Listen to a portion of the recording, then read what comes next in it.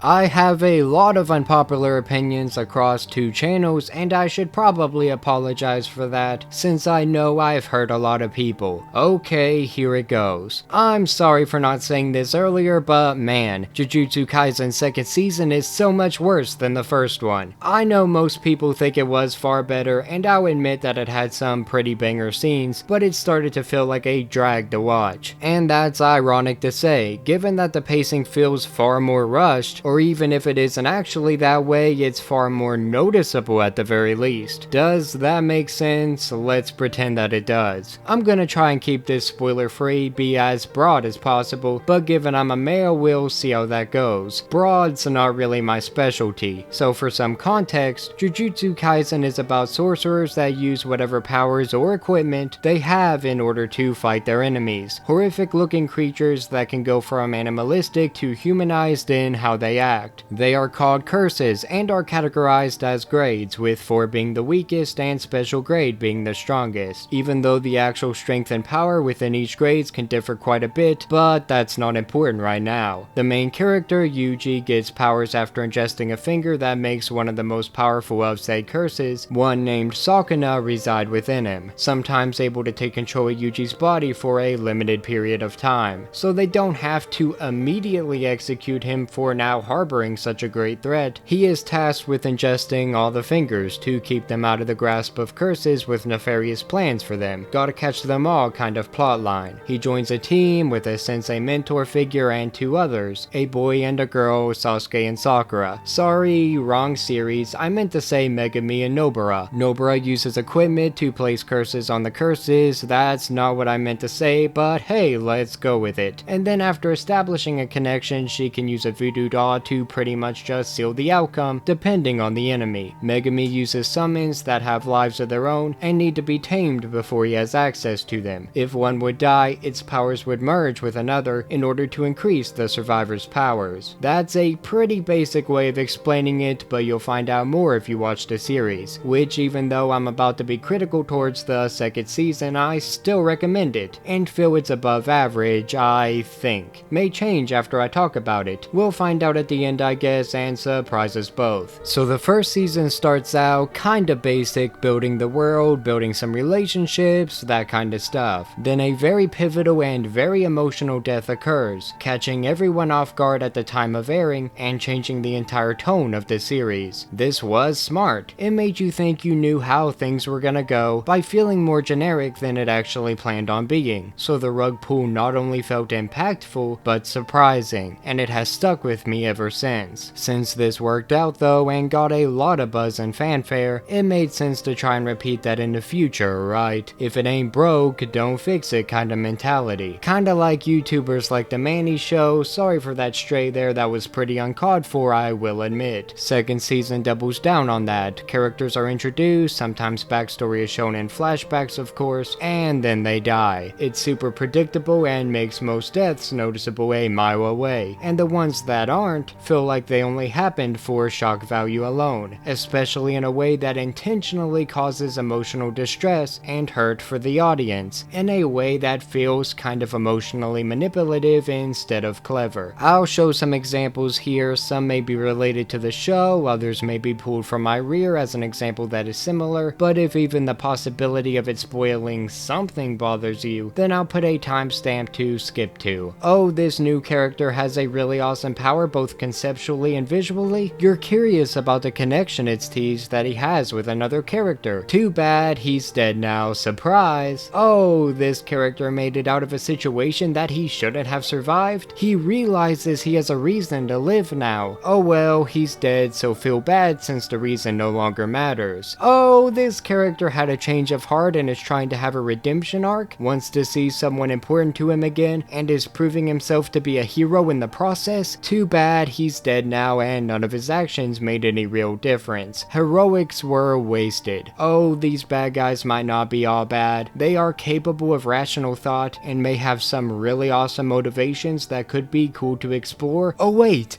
they're dead now too. Oh, this character is super interesting and you are curious about how their past and present actions both relate and conflict with each other. Don't worry, they are dead too, so none of that has to actually come into play. A character gets injured, gets dragged dragged away with a chance of survival, leaving you hopeful to see them again? Oh wait, the author just decided to spoil their fate in an interview, confirm their demise, as if he forgot they existed and realized it's too late to go back now. I've since been told that after like 140 some chapters, the character is back, so take that as you will. We spent multiple episodes with a character building up that they are willing to die just for a change of heart at the end, finally wanting to survive, and now they are dead too. Are you surprised? You're surprised, right? Now, don't get me wrong, death in anime is something I'm all for, especially death that comes as a surprise. But see, the issue I have here is that it happens so often that none of it is actually surprising. We aren't building these characters up as characters first. So many people are on screen and then get murked that it's genuinely hard to get invested in anyone, especially since the ones that you do like are the ones that you know won't survive. It's depressing. Take AOT for example. Characters die constantly, but most of those deaths are characters that we either have grown to know or care about, or that once they die it will change a dynamic that we have become accustomed to. Whenever a character died that was friends with one of the main characters, close friends, and his body was proved that it wasn't due to a titan, that not only hurt us because he was a genuine guy that it would make sense for us to like, but it also affects his friend, another character we like, and the entire group dynamic as a whole, since now we can't even trust the very people that we fight and die beside. Sure, the character himself wasn't the most important guy in the world, but his death carried impact that made up for that. The first time Eren goes into combat with the Titans, and we see the deaths of people he's ate with, joked with, broke the rules with, and wanted to survive with, it shows the bleakness of the situation and the reality of what this war against the Titans truly is. I can go on forever, compare and contrast scenes, but we're getting to the point where I would spoil too much of AOT, and I don't want to do that either. The first season of JJK follows this trend, and heck, the second season tries to as well, but the execution is far different in both. If we get accustomed to the fact that flashbacks equal death, then those deaths that come after said flashbacks aren't surprising in the least. If we see a character fight through hell, barely survive just to die right after it, it is demoralizing and makes it hard to care about fights that come close, since it becomes normalized for the characters to die soon after regardless. The main characters don't get many wins, and whenever they do win, technically speaking, like winning in a fight, a revelation then occurs that makes that victory feel like less of one. It's just too dark of a show to me, too negative, without enough good to balance all of that bad out, and the pacing being so fast paced is one of the main reasons for that. We don't get many moments of these characters feeling like people outside of their job, and whenever we eventually do, the conversations or actions they are involved in have no real impact on the narrative as a whole, feeling kinda like filler instead of building relationships, even if I still do like those scenes, like one in a diner talking about crushes, for at least showing a normal human side to some of these characters. I'ma be honest, talking about this without directly spoiling it is a lot harder than I thought it would be. I feel like I am censoring myself, but I was asked to do a non-spoiler, so I'm trying my best, I swear. The action takes a hit here as well. I'm not meaning visually, not at all. This series is as beautiful, if not more visually stunning, than the first season, and that crosses over into the fight scenes as well. My problem with the action is that it's a large chunk of the entire season, and to put it bluntly, doesn't feel like it always matters and feels kinda pointless at times. There are fights that seem more like side quests than anything impactful, inserted just to see a character get just desserts, die without actually getting to care about them, or for shock value alone. Characters dying for reasons that seem pointless aren't bad in and of themselves, especially if it helps with the world building or the tone in some regard, as did the AOT first Titan fight I brought up earlier. It can be used to show the brutality of war, the lengths either side or both sides are willing to go to, and what that means for the rest of the series. But it doesn't really do that here. The tone is set already, the constant action doesn't leave much to build off of, and there's only so many times that you can prey off of the emotional impact that comes with death until your audience eventually becomes desensitized and even annoyed by it, which had happened to me here. It can be good turn off your brain fun, even with Itadori being practically forgot about in order to throw more fodder at the screen, but as a serious narrative it's starting to show some flaws in its design. storyline. It's becoming a predictable, senseless rage bait of a show that exists solely to see how much crap an author can put his audience through before they eventually have enough. And to be honest, even though I still consider it above average, mostly for the animation, I'm almost to that point myself. Even if it's not a bad show, not at all. If I'm going to have a bad time with it, I'd rather just not watch it at all. The OP and ED were bangers though, especially the OP for the first 5 episodes of season 2. It had no business going that hard, I swear. Anyway, that's all I really wanted to say. For more news, reviews, and whatever we choose, stay tuned to Nerdsfeed. Have a great day. Thank you.